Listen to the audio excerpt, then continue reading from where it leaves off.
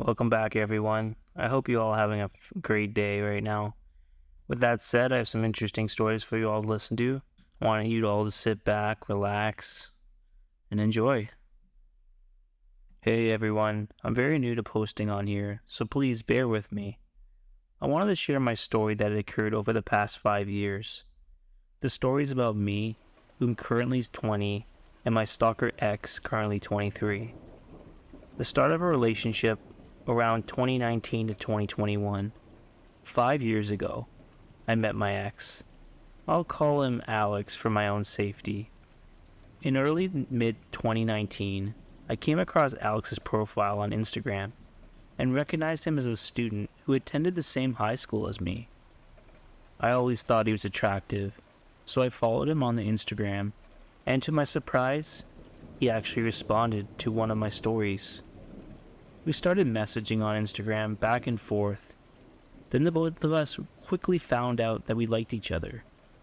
We started calling each other and sleeping on the phone, but one night while I fell asleep on the phone with Alex, I heard his voice coming from the phone, whispering something like, "I would R-word you," and things along that manner.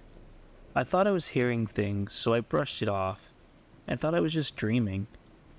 Eventually, me and him started dating and going on dates. Everything was pretty well except for the fact that when he would kiss me, he would bite me extremely hard, to the point it would make me bleed. I told him multiple times not to do it, but he would always continue. A couple months into dating, a girl had made a video on Instagram claiming he was a cheater, but he denied to me that he even knew this girl, and I believed him. 10 months of dating went by, and a friend sent me a screenshot of him being active on Tinder. I immediately broke up with him after that. A couple months later, I started dating someone new. During this relationship with my new partner, Alex would blow up my phone with messages and calls, in which I decided to block him.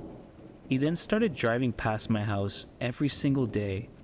At this point, I'd started my first job, and he would eventually show up there too. I even moved jobs, and he found me there as well.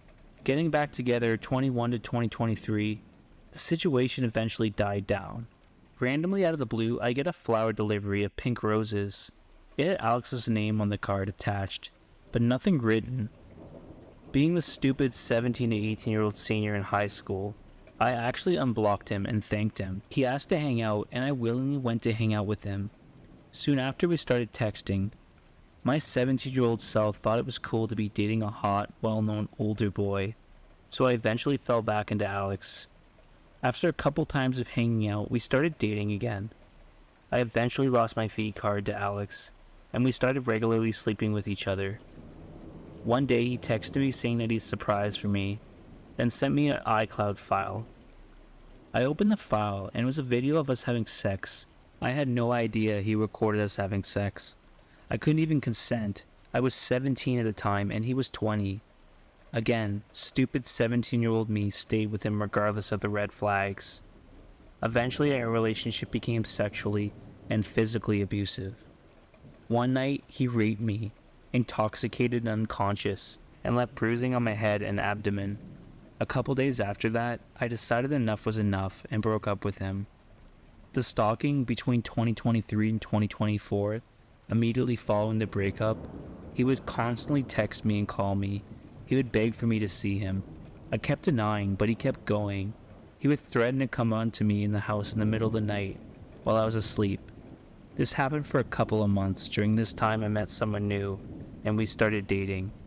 I was having trouble with my mom, and my new partner asked me to move in with him. Somehow, Alex found out where me and my new partner were living, so we started showing up at her place. We documented everything from our cameras and ended up filing a restraining order against Alex. We got granted a temporary order until our hearing. Our hearing day came, and the judge extended the temporary order to let things cool down for 6 months. And if he breaks the order, the judge will grant a long-term order at the next hearing. Within days of extending the temporary order, Alex violated it by parking in front of my house on multiple occasions. I called the cops multiple times, but never even gave him a warning. One day, while I was working, I got a call from my local PD that Alex tried purchasing the firearm, which violates our order. They just warned him not to do it again, and had to let me know for my safety. Obviously, knowing your crazy ex had tried purchasing a firearm is crazy in itself. The following days, he would follow me to work and stand in front of my boyfriend's truck in the early hours of the morning. Most current, fleeing 2024, he would start tailgating me on my way to work, or swerve in front of me in his car. Me and my boyfriend moved somewhere else, but in the same city still. Somehow, Alex still managed to find us. My boyfriend decided that if the cops weren't going to help us, then we would need to leave the state. We ended up packing up everything in the middle of the night and driving a state over where my boyfriend's family lives. I've been here for almost 2 months. Me and my boyfriend found good jobs and plan on leasing our own apartment soon. It's been peaceful for the most part. However, I still hear about what Alex does back home. He still tells everyone that we are together still, and even posts pictures of me on Instagram. Admittedly, I've been a lurker on the sub for a few years now. I tried to type out my story numerous times, but I always struggled to wade through the pieces as they've gotten more and more jumbled and foggy with time. I can't say I was traumatized by what happened. I'm not sure if it makes me a fucked up person, but I typically tell this story at parties to manipulate drunk acquaintances into thinking I've survived something cool. Okay, let's get on to it. In 2015, I was 19 and working for the summer at a Bible camp for inner city kids. I'm going to leave out the city name, but just know that obviously crime occurs frequently in big cities, and this one was no different. I had been assured that the neighborhood, however, was in the process of being gentrified, and they had even just opened up a hipster coffee shop / dog park right down the street. Just to give you a really clear visual, this neighborhood had dilapidated houses, with trash out in front, right next to houses with immaculate yards and square modern architecture. The Bible camp where I was working was essentially just a huge 2-story house with a large fenced-in yard. Again, we were assured that we were safe, though, because we had bars on the windows and the outer doors locked automatically when they shut. The camp was conducted downstairs, and the summer counselors, which there were 4 of us, lived in the small upstairs that was off limits during the day to the kids. Our camp ran 5 days a week, 8 a.m. to 4 p.m., and then time was ours to explore the city or rest or whatever. Probably enough to get the story now. I love a good setting, and it could be important later. One weekend night in July, we were all just hanging in the house, making a spaghetti dinner. We each got our own stipend for food, so we divided it accordingly for meals, then bought our own snacks and shit. We were also in charge of preparing lunch and snacks for the kids on camp days, so we had 2 fridges and 2 pantries. As you can probably guess, we labeled them camp fridge / pantry, and one is labeled staff fridge / pantry. We were also super fucking petty and wrote our names all over our snacks in the fridge. My best friend worked at the camp with me. We will call her Chris, and it was our turn to cook that night. So I went into the staff fridge to grab the ground beef. I immediately noticed that my case of Go-Gurts is gone. They were my go-to snack, and I bought these 3 cases a week. I had just opened my last box like an hour before to have one, and left it in front of the ground beef. It sounds crazy, but I knew I did. I closed the fridge door and head to the dining room. Chris closely behind me, and yell at everyone else, "Who stole all my Go-Gurt?" That night, in addition to Chris and myself, there were the 2 other summer counselors, 2 permanent counselors that lived in the area, and then the cousin of one of the permanent counselors. Everyone looked at me wide-eyed, then looked around blankly. I figured it was the cousin because I had never met her before, so I sucked it up and said, "Whatever.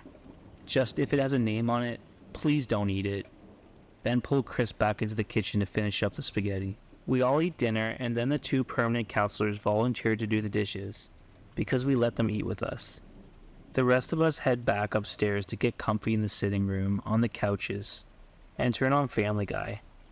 We're only like 2 minutes in when the cousin, we'll call her Sarah, says, "Wait, I can't find my phone or wallet. I pause the show and roll my eyes, still annoyed about the Go-Gurt. Chris says, "Where did you have it last then?" And Sarah says, "She left him on the couch before we went downstairs to dinner." Naturally, we all started looking around the small room, turning over couch cushions, looking under the couches, behind them, under blankets, really, wherever. Finally, we're like, "Are you sure you didn't leave them downstairs?" She agrees to head downstairs to look with the other two, and Chris and I go into our room, which is connected to the sitting room. We flop down on the bottom of our bunk bed, and I proceed to talk shit about Sarah, who I feel like is ruining our chill night. Our door is open, and I'm shocked when I see a hand kind of sneak into view, like he's going to grab the door frame. I say, "Hey, did you find them?"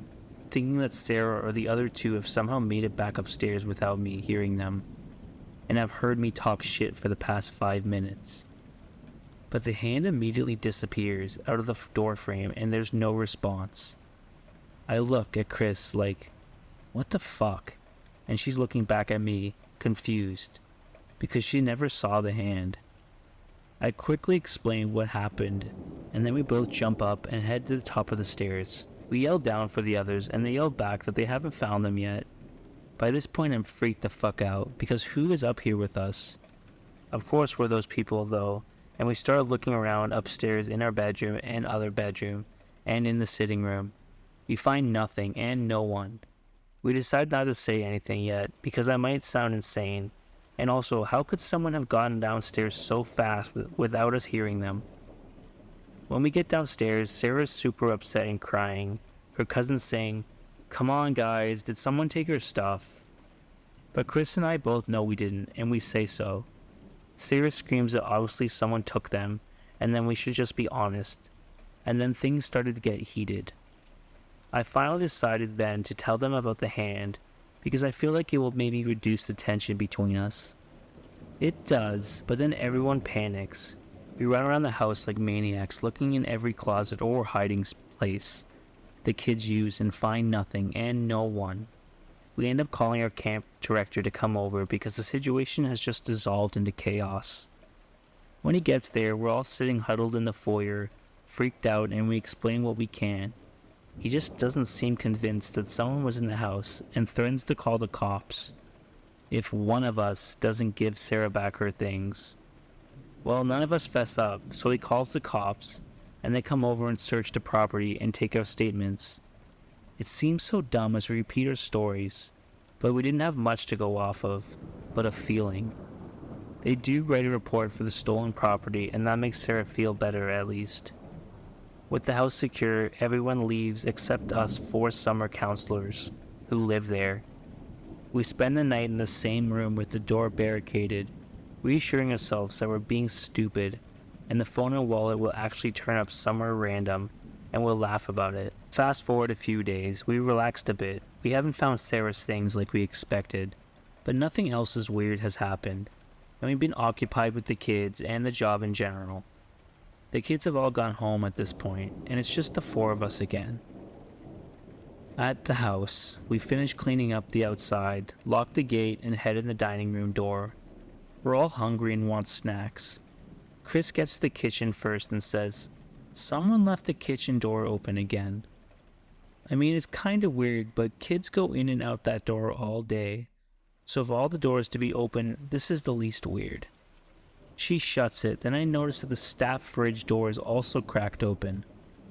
Then who knows what possessed me, but I go, "Oh no, y'all, he's back." We all laugh because we think this is ridiculous.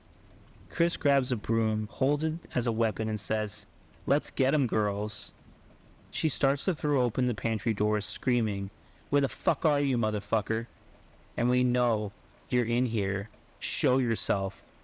I'm following behind her, laughing, but I start to inexplicably feel uneasy and nervous. She continues her charade into the next room, throwing open 2 or more closet doors, then moves into the front room and opens the closet door. She starts another confident, "We know you're," when she stops mid-sentence and screams so loudly, skin on my neck prickles. Then she throws the broom in the closet and sprints out the front door, leaving it open. My heart is pounding so fucking hard at this point, but I'm thinking she's messing with us. So I turn around and go in the other way into the foyer and out the front door.